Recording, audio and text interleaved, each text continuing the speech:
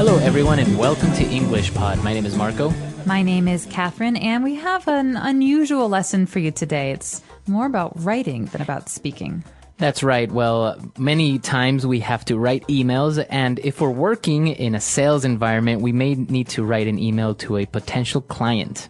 All right, so we're going to learn what is appropriate and what is not in today's lesson. Let's take a listen to our dialogue.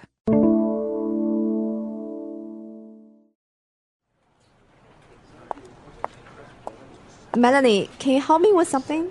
We need to finalize the account with the Mexican embassy, and I need some advice on phrasing this letter correctly in English. Sure, Tracy. Let me just get my laptop.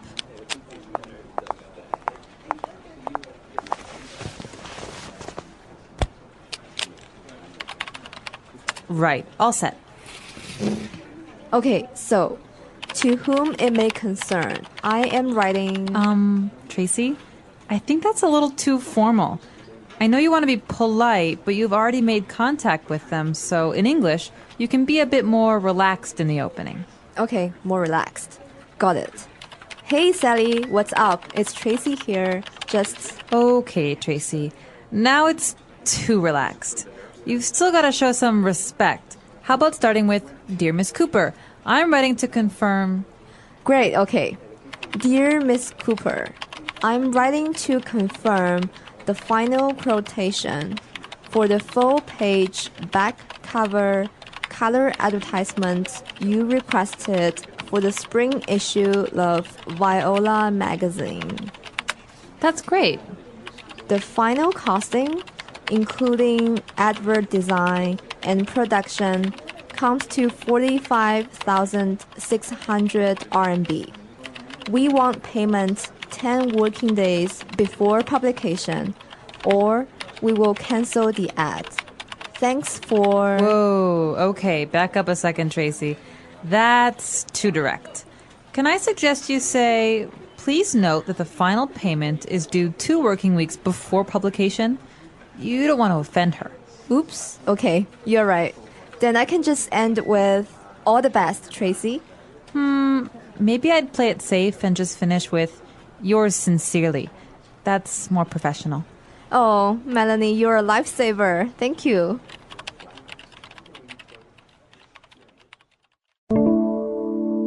All right, we're back. So now let's take a look at some of that vocab we heard on Language Takeaway. Language takeaway. We have some wonderful adjectives today. The first one that I wanted to discuss, Marco, is formal. Formal, that's right. We want to be a little bit more formal when we're writing someone we don't really know too much. That's right, but we have to be careful because sometimes you can be too formal.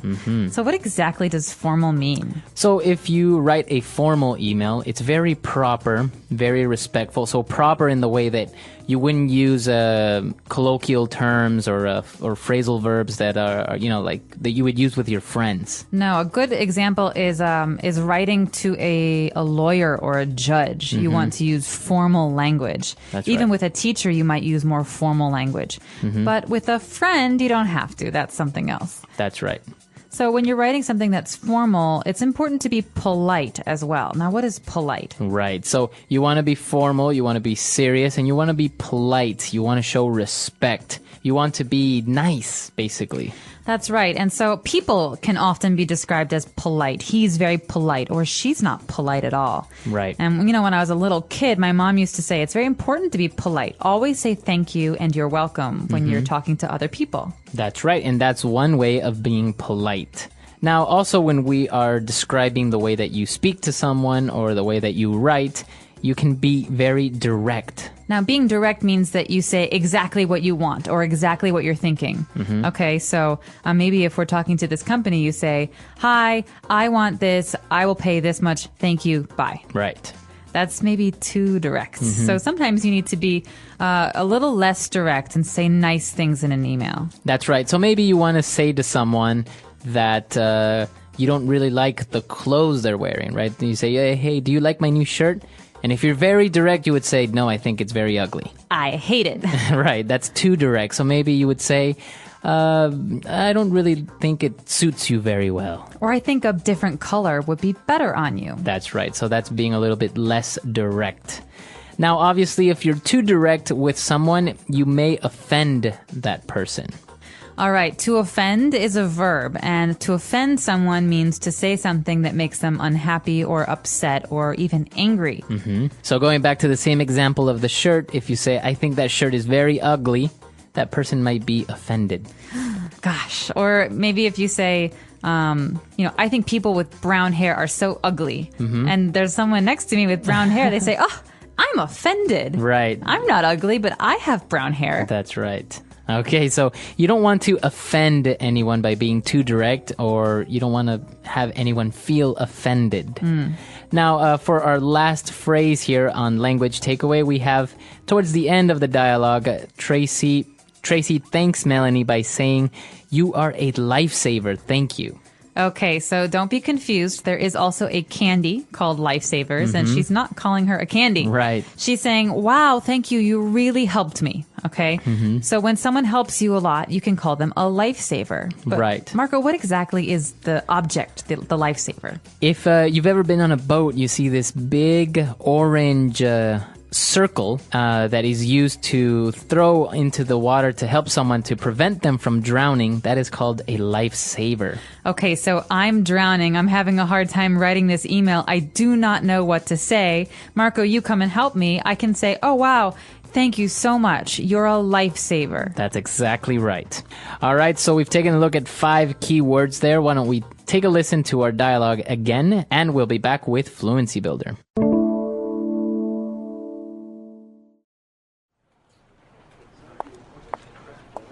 Melanie, can you help me with something?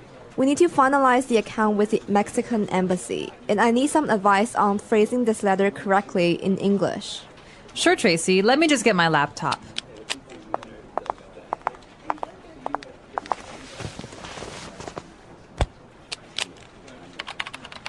Right. All set. Okay, so, to whom it may concern, I am writing... Tracy, I think that's a little too formal.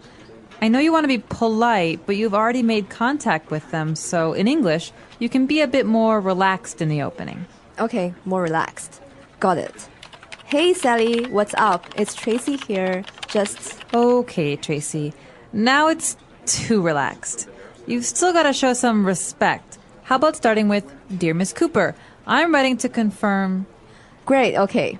Dear Miss Cooper, I'm writing to confirm the final quotation for the full-page back cover color advertisement you requested for the spring issue of Viola magazine.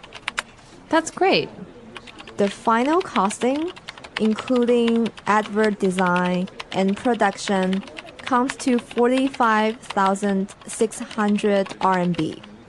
We want payment 10 working days before publication, or we will cancel the ad.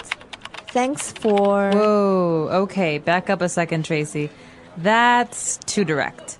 Can I suggest you say, please note that the final payment is due 2 working weeks before publication? You don't want to offend her. Oops, okay, you're right. Then I can just end with, all the best, Tracy. Maybe I'd play it safe and just finish with, yours sincerely. That's more professional. Oh, Melanie, you're a lifesaver. Thank you.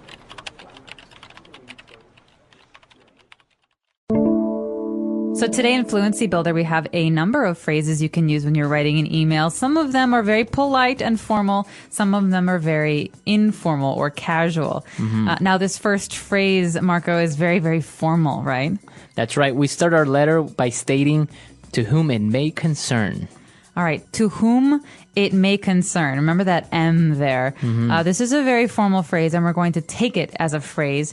This is how you begin a formal letter. That's right. Usually you start this letter if it's directed to maybe a company or someone not specific. You don't know that person's name, and you're just saying, you know, whoever's reading this letter, whoever it concerns. That's right. Well, I could say, Dear Marco. Right. But in this case, maybe I don't know who the name of the person I am writing this email to. It's a big company. There are many people. So if you don't know who you're writing to, Right. in a company or in an organization, you say to whom it may concern. That's right. Okay, now we started very formal. Melanie said, I think it's a little bit too formal. Maybe we should be more relaxed.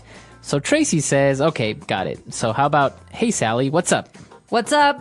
Okay, what's up? What's up is the kind of thing I say with my friends. You know, hey, Marco, what's up? Right. But I would never say this in a formal situation with a boss or with an employer or with in more serious situation. Exactly. Especially if you're writing an email to a client, you don't really want to say what's up.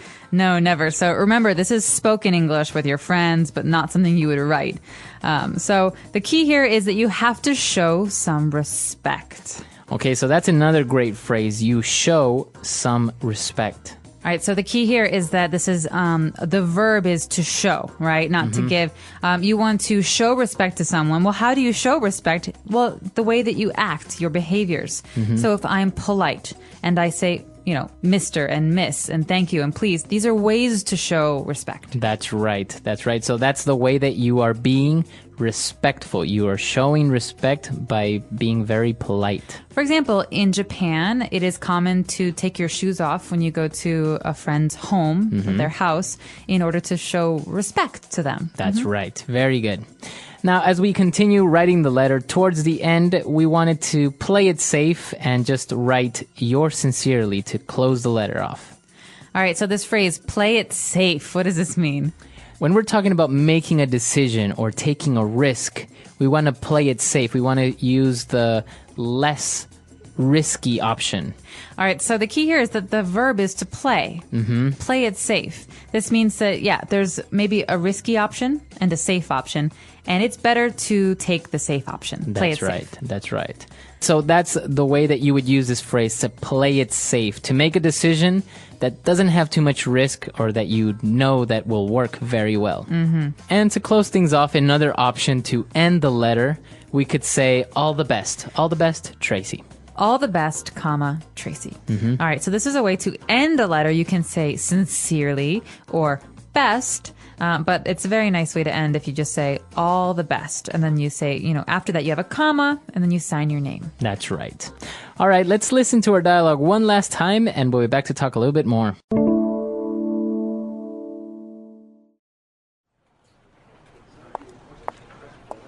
Melanie, can you help me with something?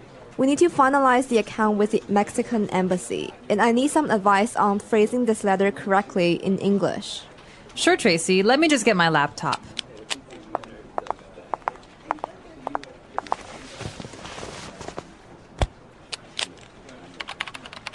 Right. All set. Okay, so, to whom it may concern, I am writing... Tracy, I think that's a little too formal. I know you want to be polite, but you've already made contact with them, so in English, you can be a bit more relaxed in the opening. Okay, more relaxed. Got it. Hey, Sally, what's up? It's Tracy here. Just... Okay, Tracy. Now it's too relaxed. You've still got to show some respect. How about starting with, Dear Miss Cooper, I'm writing to confirm... Great, okay. Dear Miss Cooper, I'm writing to confirm the final quotation for the full-page back cover color advertisement you requested for the spring issue of Viola magazine. That's great. The final costing, including advert design and production, comes to 45,600 RMB. We want payment 10 working days before publication, or we will cancel the ad. Thanks for... Whoa, okay, back up a second, Tracy. That's too direct. Can I suggest you say, please note that the final payment is due 2 working weeks before publication? You don't want to offend her. Oops, okay, you're right. Then I can just end with, all the best, Tracy. Maybe I'd play it safe and just finish with, yours sincerely. That's more professional. Oh, Melanie, you're a lifesaver. Thank you.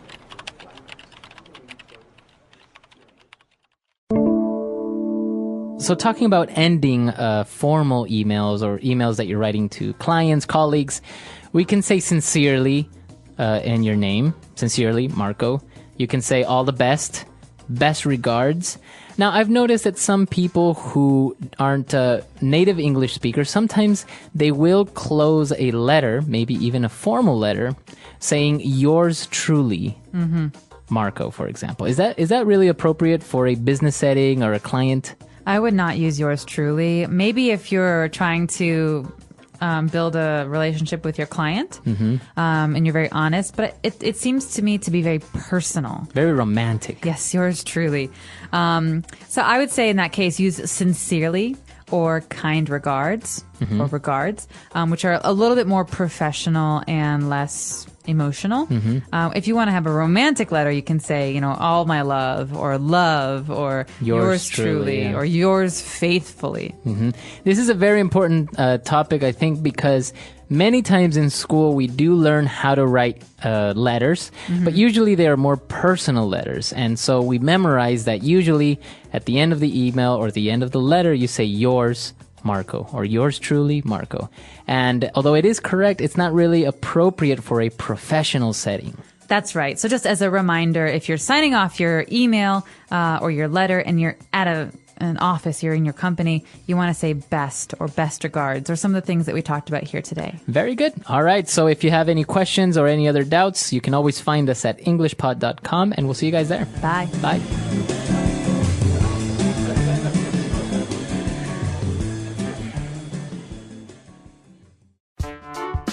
The English Pod Audio Review. Listen to the meaning, then say the vocabulary word. Charge. Make someone pay. Costing. Being informed of something. Please note that. A statement of the price of an item or service. Quotation. Go with the safest option. Play it safe. Introduction. I am writing to. Let's try that faster. Go with the safest option. Play it safe. A statement of the price of an item or service. Quotation. Being informed of something. Please note that. Charge. Make someone pay. Costing. Introduction. I am writing to. Now say the word and hear it in a sentence. Please note that.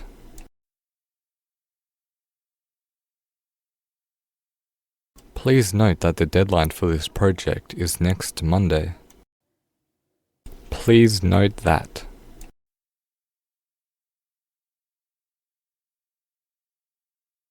Please note that we require full payment before the magazine goes to print. Please note that.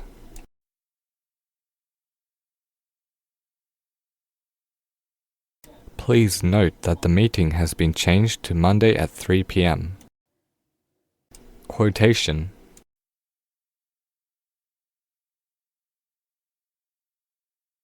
The quotation seems very high. Why is it so expensive? Quotation. I'll send you a quote for the project next week. Quotation. The other company gave us a much lower quote. Play it safe.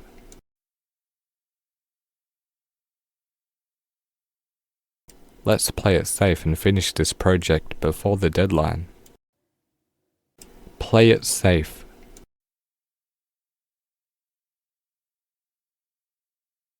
This is a really important account, so we need to play it safe. Play it safe.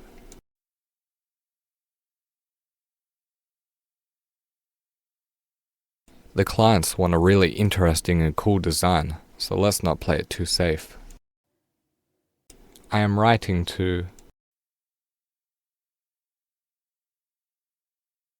I'm writing to follow up on our meeting last week. I am writing to.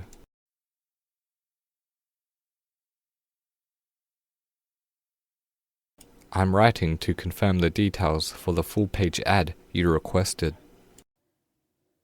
I am writing to.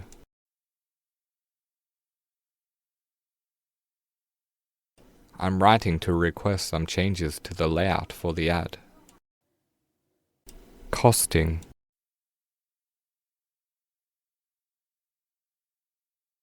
Can you please include the final costing in the proposal?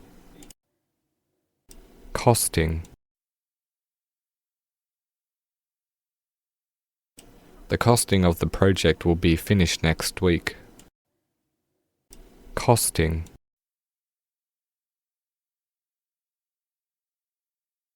I have a few questions about the costing for this advertisement.